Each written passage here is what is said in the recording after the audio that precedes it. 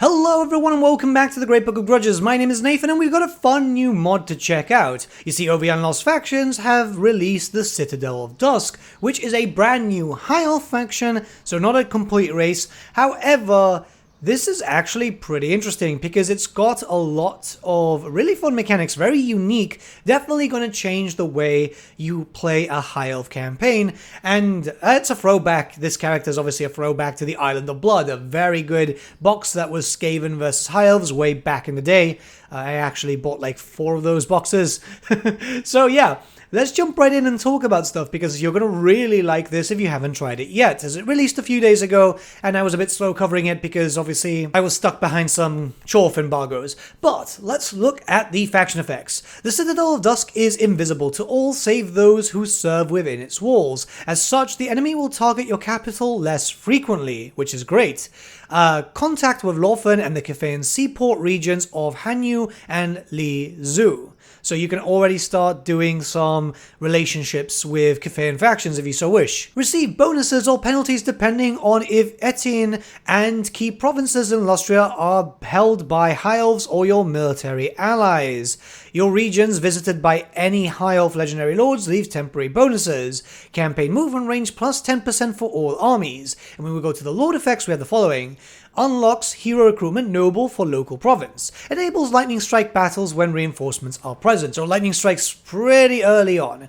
Now, hero action cost minus 50% for nobles in local province. Hero action success chance plus 10% for nobles in local province. Hero capacity plus 2 for nobles faction wide, which is quite good. And finally, we have immune to high seas, reef, and storm attrition for Lord's army. So you're already getting a lot of bonuses here, and you might be wondering, how does this get more unique? Well, don't you worry, there's a lot to go through, but we have to talk about a few things first. Obviously, we want to talk about the start position, which is expected in the southern reaches of Lustria. So you're joining the Lustria Ball, and your campaign will center very heavily around Lustria. You've got loads of potential allies, but also a lot of potential enemies too.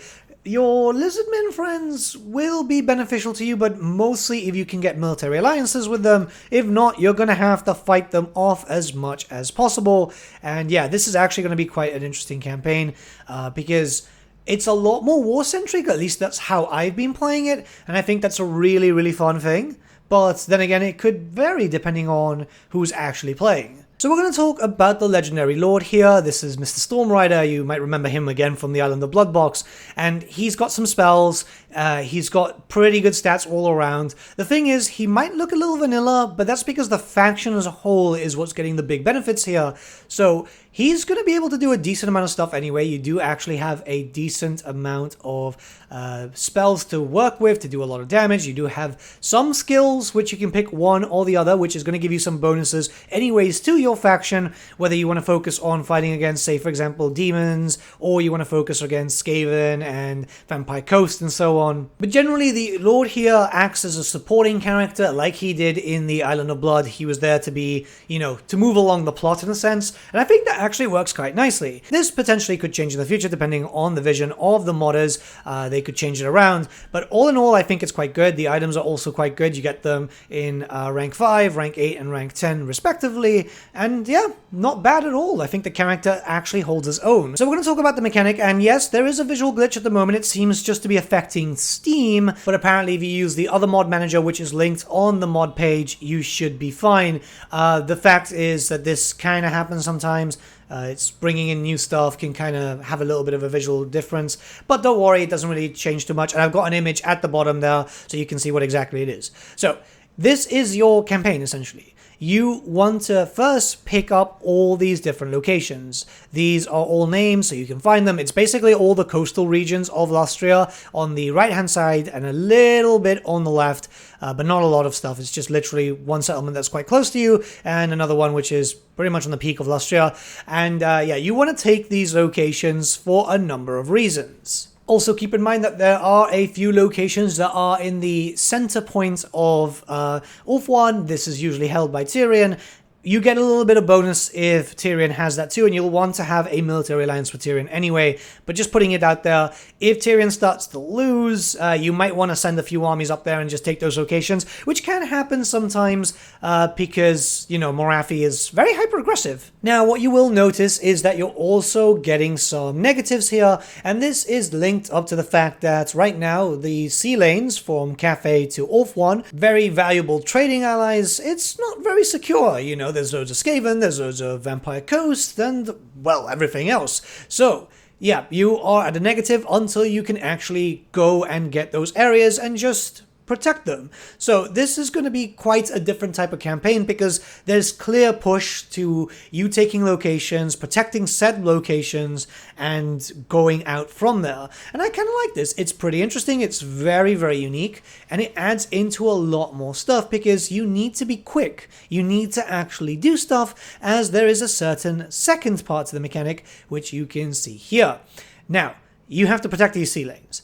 And if you don't, you'll start to get loads of negatives. So you can see here, there's a bunch of negatives over here. Those negatives themselves will get worse if you take too long. However, if you start moving and taking other settlements, it will reset and reset and reset, so you won't get your economy thrown down the toilet like pretty much the rest of the real life world right now. So, yeah, you want to actually progress through this and go and take the other locations found in said map. As you can see, all three icons are pretty much linked. But once all the locations have been captured, you will start to get some pretty big bonuses, and they'll get stronger as time progresses, as long as you hold those locations. So there is definitely incentivization there, after which you can then start to move out to different other locations, go to the Southern Chaos Waste, go up north to Nagaroth, go into the Southlands. But this is something that you want to kind of go for. It gives you a right-on push as to what this campaign kind of means, and I really like this. It's really nice because it feels DLC quality, and, well, you know, this is the OVN team, and that's what they do best. So this is definitely something that you want to push in further. You'll also have a few new units, which, as far as I can tell, is kind of centered around a RNG focus, so every few turns you'll be able to get this event to pop up, and these units can be recruited from your Regiment's Renown pool, and they just add in a little bit more flavor. So basically, they are part of the Sea Patrol in this area, and I kind of like that system. I think this is pretty good. You can just pick them up. It's usually, I think, one at a time. I'm not sure if you'll get more, but there is a fair certain amount of units that we'll talk about in just a little bit. It definitely adds in a little bit more help, just in case, because, you know, Lustria is not very hospitable. Eventually the lizard men will turn on you, so instant recruitment is always very, very useful. The Legendary Lord looks great, kind of reminds me of the old miniature that came in with the Island of Blood set, because, well, that's what he's based on. The Griffin looks great too. Everything is just nice there. It does bring back some fond memories of the tabletop, which I think is just so nice when either official or even modded stuff does that. Because you know me, I like to live in my nostalgia. It's always great. All the new units are recruited for this system, and you can see them on screen right now. I won't be stopping at all of them, as most of them will do very much the same stuff. It's just different types of weaponry and so on. But it does add a little bit more fleshing out, more unique units, which I think is always kind of nice. Sometimes it's just really a reskin, which does help out. It makes it more thematic. Plus, like I said, having the option to instantly recruit a bunch of units when you need it. Through my own campaign, I was doing okay. I was moving up, and I needed a few extra units down south because I had, I think it was Tehenwin, who just decided, no, I don't want you around. So yeah, that was fun. So having some instant recruitment really did help out, and I think that it really did give me a little bit of an edge there, which was desperately needed. Plus, I was like super tired, so like I wasn't making the best decisions. I left the area undefended. That was my fault. And very recently today, I was just actually informed that the mod is going to get a small update today too. So it's definitely something that you're going to want to pick up as, yeah, I mean, it's an OVN mod, and the OVN team are very, very good. From my own personal experience, I really, really enjoyed playing this because it was still a high elf faction, and I think that works out quite well because at the end of the day, you know, it's a high elf faction. You expect it to still play like high elves, but it had a different feeling. Having a direct, go here, do this, it felt really nice, and I feel like that's something that really made it like a DLC quality, because remember, when you get a DLC which is focused on a Lord pack, it's focused on a character which will still play like a certain race, but will then also have its own different things. So this is basically like a solo Lord pack, and I kind of like this. Honestly, very, very fun, Very, very cool. Definitely, if you like High Elves, or if you want an excuse to play the High Elves, but you're kind of bored of the vanilla factions, or you've played them too many already, then this is definitely something that you want to play.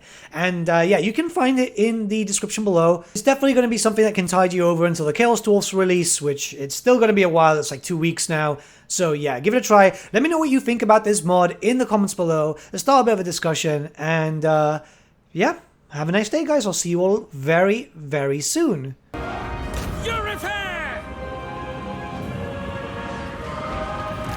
Ready and eager.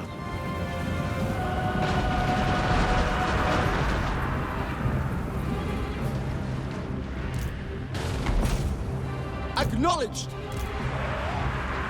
For Assyrian!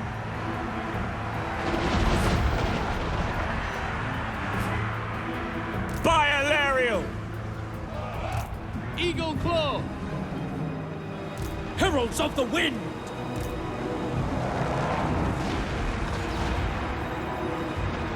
For duty! Advance! Death to all! Loyal for the king!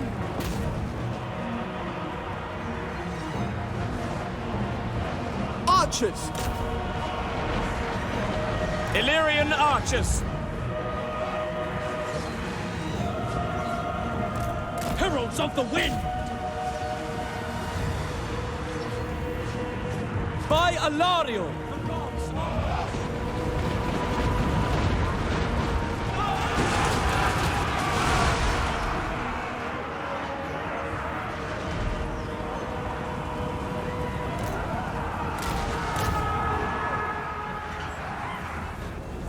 Archers!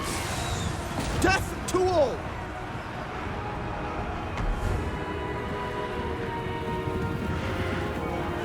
At your command!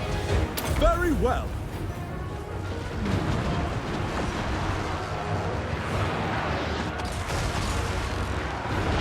We will obey! For duty! Assyrian willing! We away! Assyrian willing!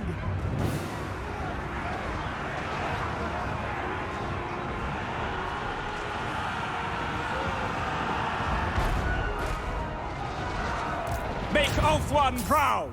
Kadai be praised! Serve the king! Without fail! Asa, withdraw!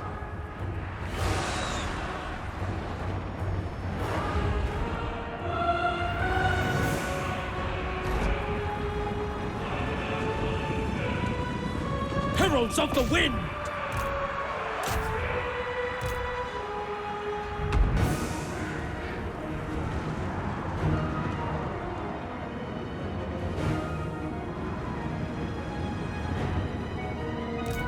Battle calls!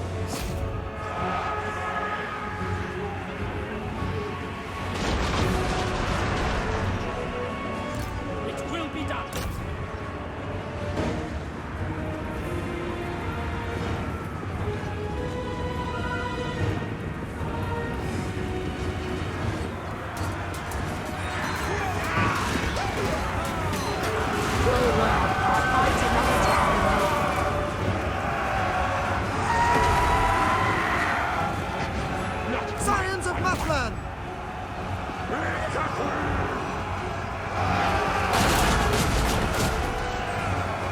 Fireball! It shall be done! Apace! Setting forth! Move! Orders understood! White Lions! Orders received! Yes! Acknowledged!